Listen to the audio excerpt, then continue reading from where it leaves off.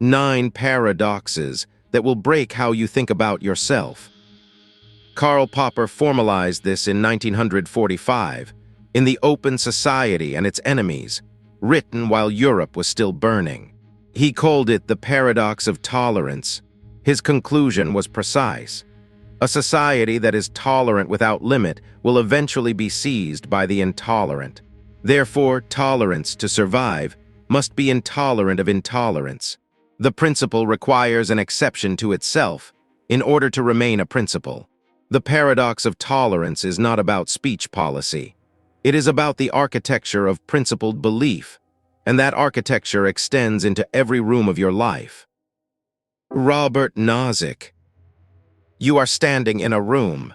There is a machine in the center of it. A scientist explains the terms. You climb in, you are connected. And from that moment forward, you experience exactly the life you would most want to live. Everything you have ever wanted. The relationships, the work, the moments of beauty, the sense of contribution. All of it perfectly simulated. From the inside, there is no difference between this and real life. You feel everything, you believe everything you cannot tell. The only cost is that none of it is happening. Would you do it? Robert Nozick posed this in 1974 in Anarchy, State, and Utopia, and the result has been consistent across every population it has been put to since. Most people say no, and not because they doubt the quality of the simulation. They say no even after being told the simulation is indistinguishable from reality. They say no even when their real life is objectively worse than the machines offer. They say no for reasons they often struggle to articulate. Something about authenticity, something about contact with what's real, something about their decisions actually mattering. Nozick used their refusal as a philosophical proof. If hedonism were true, if what you ultimately want is subjective experience, pleasure, the feeling of a life well lived, then there should be no reason to refuse the machine. But you refuse it. Therefore, what you want is not just the experience. You want something the experience alone cannot provide. He called this the experience machine thought experiment, and it was designed to dismantle the utilitarian position that the only thing that matters is how things feel. The refusal proved otherwise. People value contact with reality independent of how it feels. They value genuine agency, even when they cannot fully define what that means. They value something that is actually them. Now stay in this room a little longer. You refuse the machine. That refusal is data about who you are. But look at what it implies.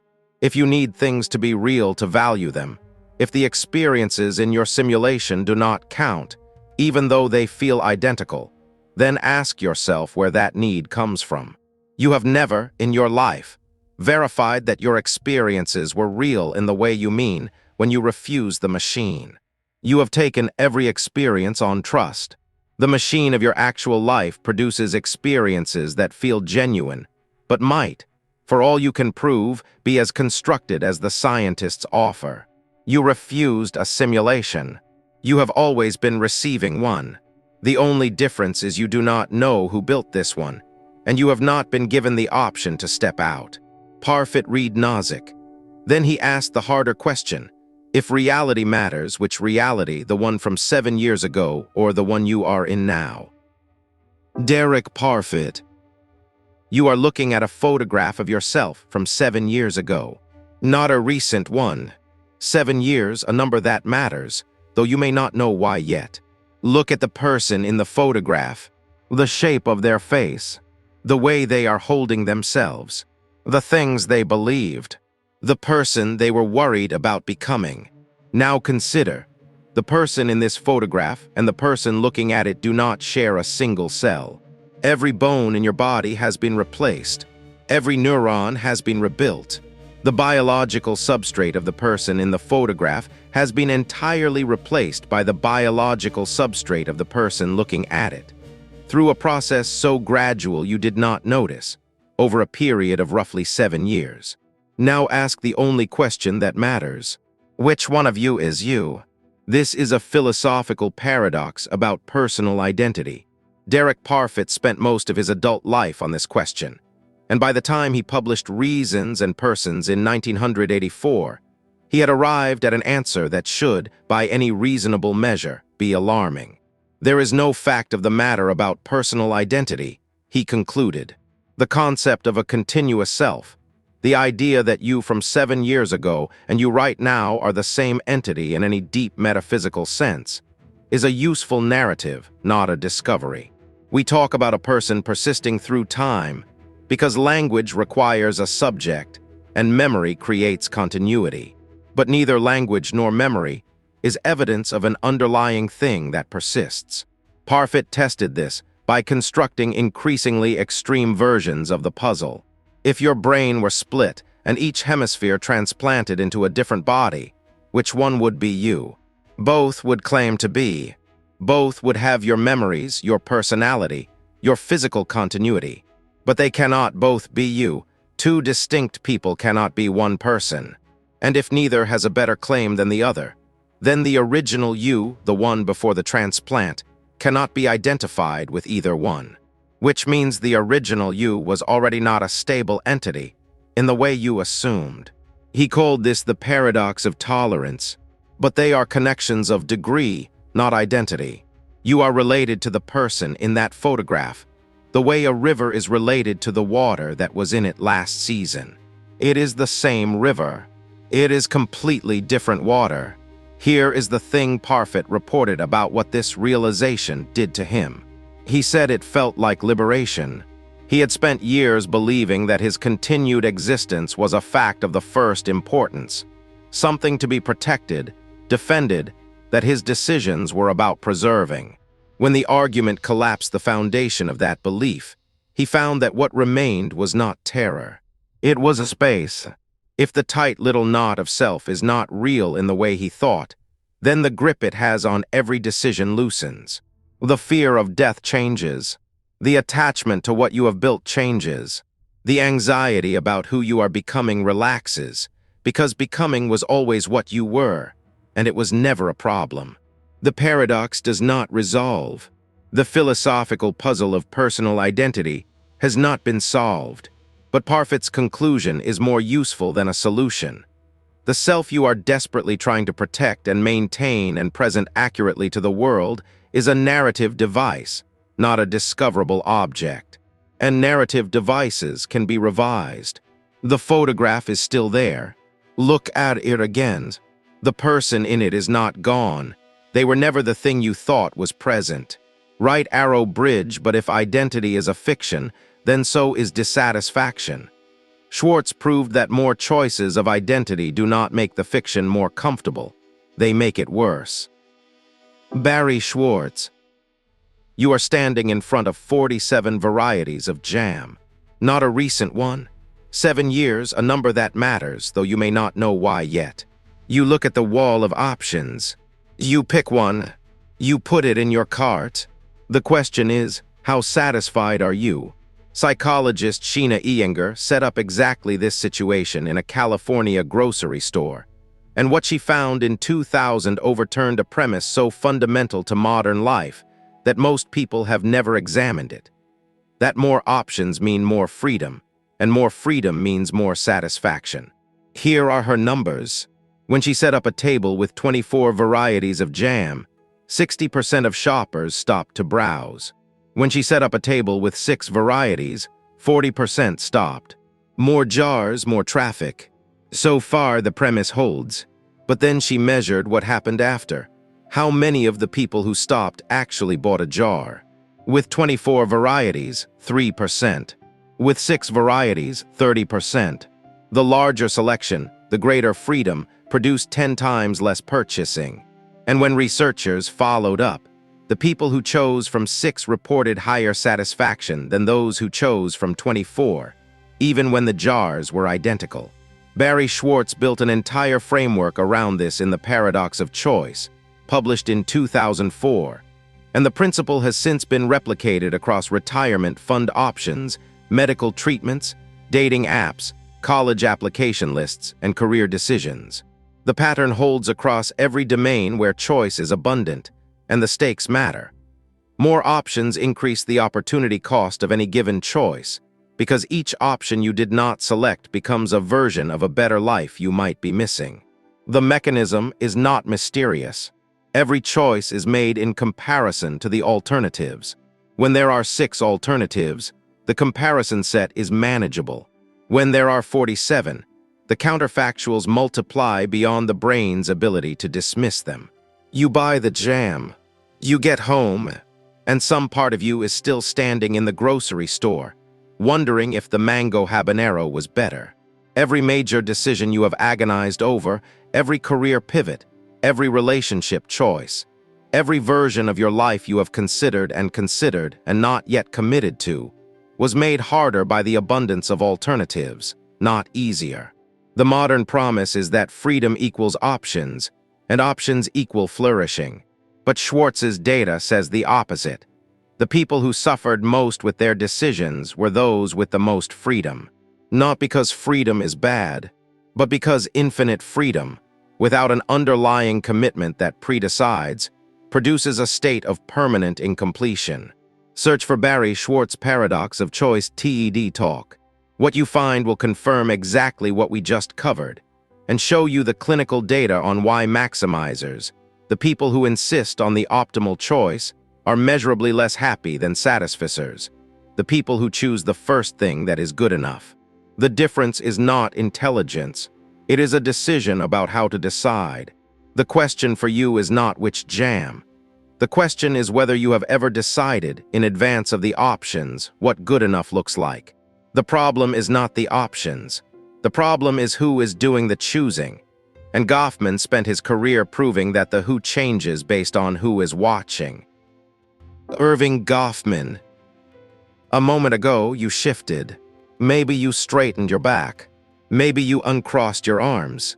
Maybe you adjusted your expression, or paused, or became slightly more aware of how you are sitting in a room, or on a couch, or wherever you are right now. You felt someone's eyes on you, even though no one is watching. Except I am, in some sense. And you are. And the combination is enough. Irving Goffman was a sociologist who spent his career watching people perform their identities. And what he documented in the presentation of self in everyday life, published in 1959, is something you have been doing every moment of your life without realizing you had a name for it. He called it impression management. You believe this, and it feels like a principled, consistent, defensible position. The self you present to your employer is a performance. The self you present to your parents is a performance. The self you present to a stranger on a first date, or to a close friend, or to yourself in a private moment, are all performances, different ones, calibrated to different audiences, with different costume choices and different improvised scripts. Goffman's insight was not that people are fake. It was that the performance is inseparable from the person. There is no backstage version of you, that is the real you. Every version is constructed in relation to a real or imagined audience. The most private thing you do, the thought you have when no one is watching, is still shaped by the self you have been constructing in public, and by the version of yourself you privately wish to be. The observer effect is total. There is no unobserved self. This is where the paradox arrives.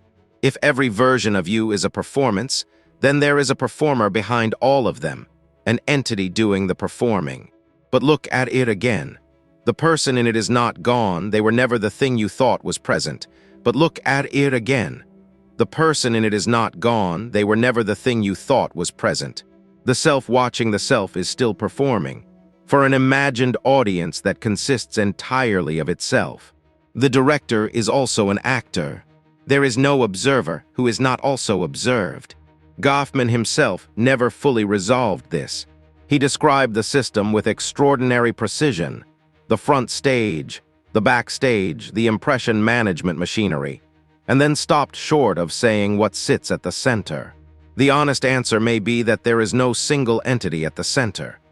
Just layers of performance, each one watching the one below it, down to a depth that is either very deep or, as Parfit suggested, empty all the way down.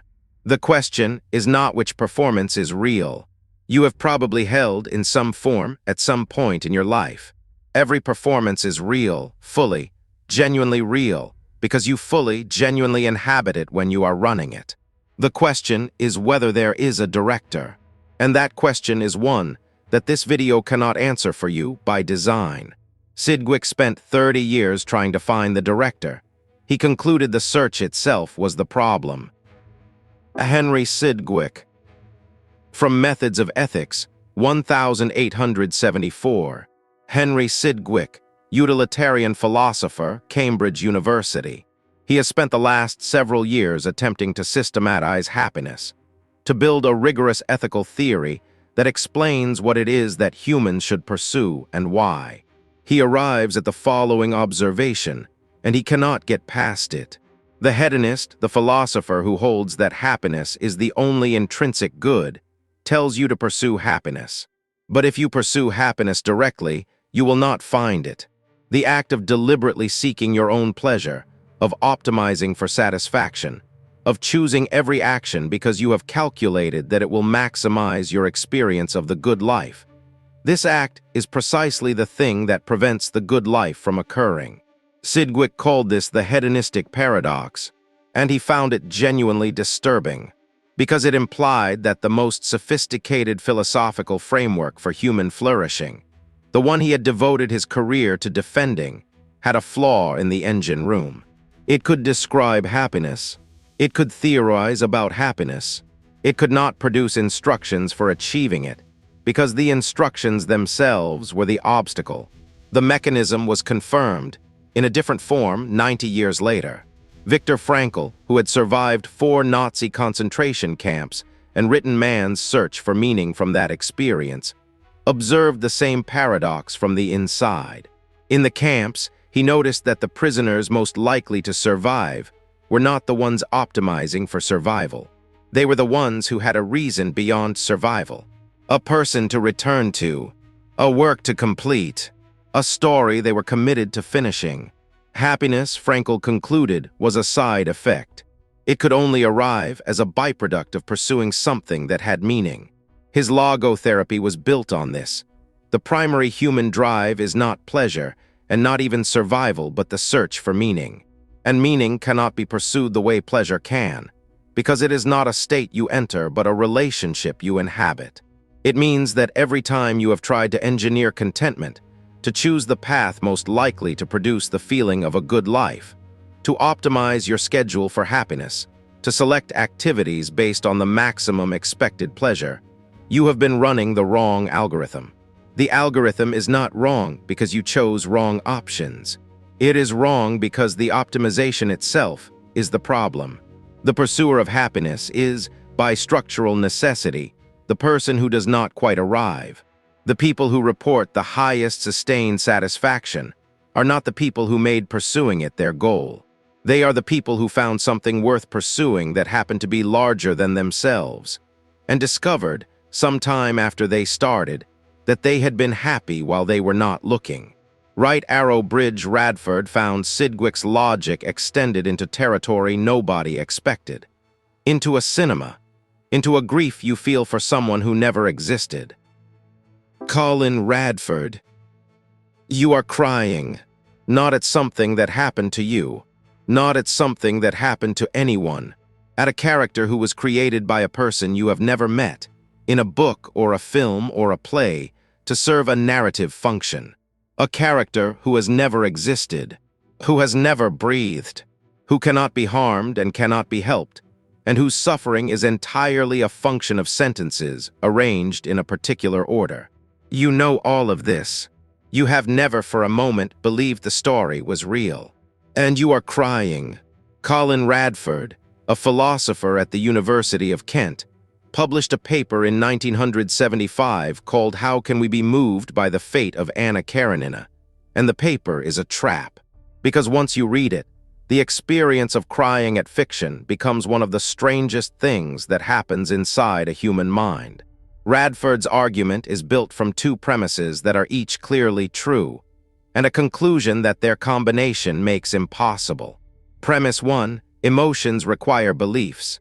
Fear requires the belief that you are in danger.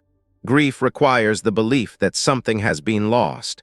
You cannot genuinely fear something you know with certainty cannot harm you. You cannot genuinely grieve for someone you know with certainty never existed. Premise 2. You know fiction is not real. You have never, while watching a film, forgotten that you are watching a film. There is no moment in any viewer's experience of even the most immersive story where they genuinely believe the events are happening. The suspension of disbelief is a metaphor. You do not actually suspend your beliefs. You simply attend to the fiction without constantly asserting your awareness of it. Conclusion: you should not be able to cry at fiction. The cognitive conditions for genuine grief are not present. The grief should not be available. And yet it is. Radford concluded that this made humans inconsistent, and so in a way irrational. Not in a moral sense, and not in a way that can be fixed. Just in the sense that the emotional system and the belief system operate independently enough that one can run without the other's authorization. Your grief circuit does not require confirmed loss. It requires the representation of loss.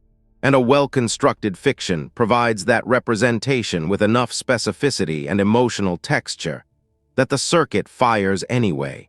If your emotional system can generate genuine grief for a person who never existed, then the grief you have carried about things from your own past does not depend on those things being exactly as you remember them.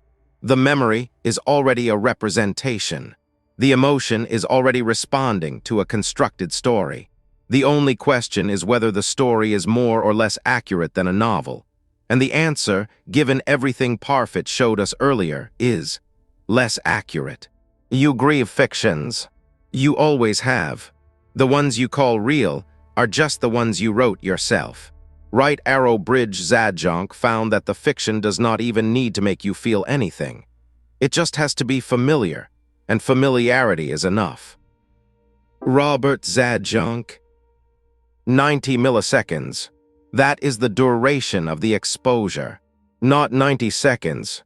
Not 90 frames. 90 milliseconds. A flash too brief for conscious recognition. And yet, after that flash, your preference for the image is measurably higher than before it. You will report that you like it more, that it seems more pleasant, that something about it appeals to you, though you cannot explain what, and though you cannot even confirm that you have seen it. Robert Zajonc documented this in 1968 at the University of Michigan, in a series of experiments that became one of the most cited findings in social psychology. He showed subjects novel stimuli, Chinese characters, Turkish words, random polygon shapes, at frequencies ranging from 0 to 25 exposures. The result was consistent and replicable. The more times a stimulus had appeared, regardless of whether subjects consciously recognized it, the more positively they rated it. He called this the mere exposure effect. The mechanism is now relatively well understood. Repeated exposure reduces the processing effort required to parse a stimulus. Reduced processing effort registers, subjectively as smoothness, a slight ease, a reduction in friction. And the brain, which cannot directly observe its own processing load, interprets that ease as positive valence. Familiar things feel good because familiar things are cognitively cheap, and cognitive cheapness feels like pleasantness. But Zajonc also found something he could not resolve as cleanly. The mere exposure effect operates in one direction. You prefer the familiar in assessment, in judging what is good, beautiful, right. But in consumption, in what you actually choose to experience, you prefer novelty. You prefer the familiar as a benchmark. You prefer the new as an experience. And these two preferences cannot both be simultaneously satisfied. Consider the music you love most, the films that have stayed with you, the books that changed something. In nearly every case, there was a period of initial exposure, something that made the unfamiliar feel slightly familiar, followed by deeper engagement that made the familiar feel inexhaustibly new. The paradox was navigated, not resolved. Now consider your preferences about yourself. The version of yourself you most consistently prefer, the one you return to, that you use as your benchmark for whether you are doing well or badly, is a version assembled from repeated exposures. You like it because you have been it. Its familiarity is not evidence of its value. It is evidence of its frequency. And every time you resist becoming something new, you may be doing nothing more sophisticated than choosing the familiar, because the familiar is cognitively cheap. Your taste in yourself is as constructed as your taste in music. The self you defend might just be the self you have heard the most. If your preferences are accidents, and your self is a fiction, and your emotions can be provoked by things that do not exist, then what is left of the question of free will? Wegner answered that in a way nobody wanted. Daniel Wegner plus Robert Nozick. Have you ever been completely certain you made a choice, and then wondered afterward whether the choice had already been made before you made it? Not by someone else, by some version of you that you do not have access to, a version that runs beneath the deliberating, considering, weighing version, that operates according to rules you do not know you are using, and commits to outcomes before the part of you that thinks of itself as the decider has been consulted. Daniel Wegner spent his career investigating this at Harvard. In his 2002 book, The Illusion of Conscious Will, he documented a pattern across dozens of experiments. Subjects who were primed to think about an action 1 to 5 seconds before it happened reported choosing to do it. The sense of authorship, the feeling of "I decided to do that," was reliably activated when the thought of the action immediately preceded the action, regardless of whether the thought actually caused it. Your brain constructs the sense of choosing. The construction is performed post hoc. The feeling of free will may be a label the brain adds to actions it has already committed to, a story your consciousness tells about decisions that were made by processes operating below your awareness. This does not prove that free will does not exist. It proves that the feeling of free will is not reliable evidence that it does. The experience of choosing and the fact of being the author of the choice are not the same thing, and you have been using one as evidence of the other your entire life. Now add the final piece. Robert Nozick proposed a thought experiment in 1969 called Newcomb's problem, and it has not been resolved in the 50 years since. It goes like this. There is a perfect predictor. Its predictions about human behavior have been verified as accurate in every documented case. It has never been wrong. It places before you 2 boxes. Box A is transparent. You can see it contains $1,000. Box B is opaque. The predictor has already, before you sat down, before you knew you were going to play this game, placed either $1 million or nothing inside box B. The rule: if the predictor predicted you would take both boxes, box B contains nothing. If the predictor predicted you would take only box B contains $1 million. You can take both boxes or only box B. The dominant strategy reasoning says take both boxes. Whatever the predictor put in box B is already there. There is no causal mechanism by which your choice now can affect what the predictor did in the past. The expected utility reasoning says take only box B. The predictor is accurate. Almost everyone who has ever taken only box B found $1 million. These 2 arguments are both valid. They reach incompatible conclusions. Professional philosophers, polled on this question, split almost exactly 50-50. The decision problem remains the only one in academic philosophy that has never reached consensus. The 2 positions correspond to 2 fundamentally different beliefs about what you are. The dominance reasoner believes you are a free agent. Your choice is genuinely unconstrained. The expected utility reasoner believes your choices are correlated with your nature in a way that makes prediction possible. The disagreement about the boxes is a disagreement about free will and determinism in the most stripped-down form that exists in philosophy. And the fact that perfectly rational people reach opposite answers tells you something profound. There is not enough evidence, internal or external, to determine which version of yourself you are. You cannot verify from the inside whether you are a genuinely free agent or a predictably patterned system. The experience of choosing feels the same in either case. The predictor is already gone. The boxes are already set. Search for Newcomb's problem. Read the setup. Then notice that after everything we have covered in this video, after Parfit, after Wegner, after Goffman, the answer you instinctively reach for will tell you something about which version of yourself showed up today. Every paradox this video found, every dissolution of certainty, every place where the floor gave way under a belief you were sure of, is one documented case in a catalog. The full catalog, every manipulation system your brain has been navigating, every reality-breaking anomaly that has been verified, every cognitive blind spot that runs in every human mind, including yours. That is the next video.